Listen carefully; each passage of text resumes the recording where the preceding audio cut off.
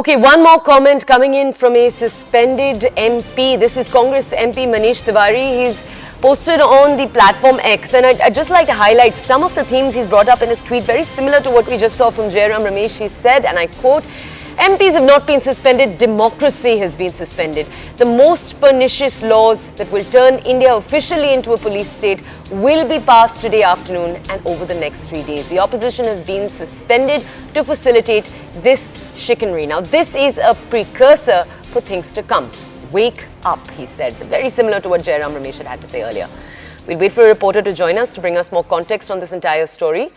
In just a second, remember, this is a repeat of that theme that we've seen not just in what Jairam Ramesh had to say, but in what other leaders have had to say over the last 24 hours. Let's go to my colleague Pallavi. Pallavi, we came over to you earlier when Jairam Ramesh made a similar tweet. A, that democracy is being assaulted, and B, that bills are being passed that could in many ways impinge on the rights of Indian civilians. That's at least what the INDIA alliance is alleging. Pallavi, could you just touch on what bills are set to be passed over the next 3 days, today afternoon, that the alliance is referring to right now? Well, the most important bill was, of course, the 3 criminal amendment bills on which the Home Minister is expected to give a response. But that stands, we don't know where that situation stands now. Of course, the Home Minister will continue to give his statement. I think the point which the government also wants to make, there is also a telecom bill, which is another contentious one.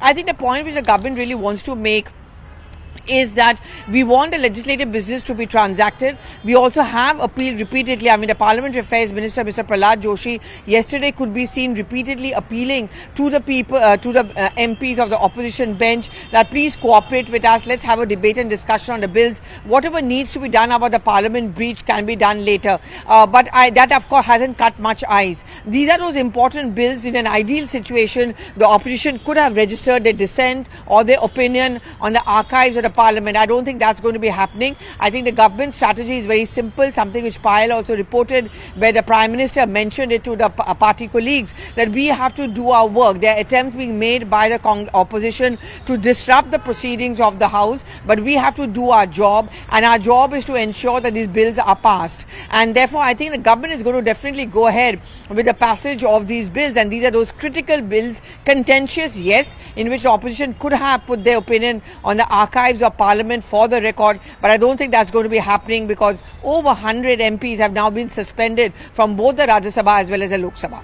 Pallavi, you were talking right now of the Home Minister possibly addressing the Parliament when it comes to the discussion of the 3 bills, and we know that at the same time the opposition INDIA alliance wants him to address the Parliament for different reasons, obviously, the parliamentary breach.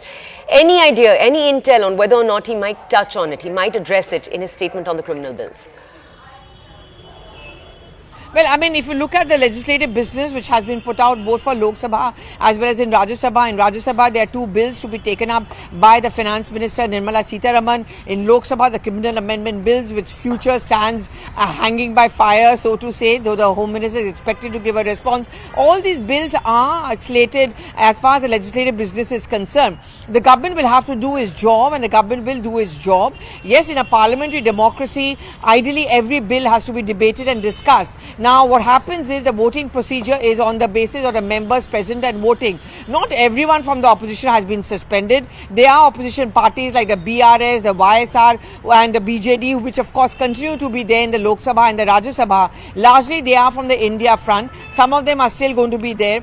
So I think the government would want to go ahead with its legislative business to make the point that we've repeatedly appealed to the opposition. They are the ones who indulge in unruly behavior. We cannot be blamed for it. So many of these bills are going to be very smoothly passed. Any case in Lok Sabha, the government had the numbers. In Rajya Sabha, again, the numbers are not much of a problem. Okay, let's just go over to some breaking news we've got coming in now regarding the BJP.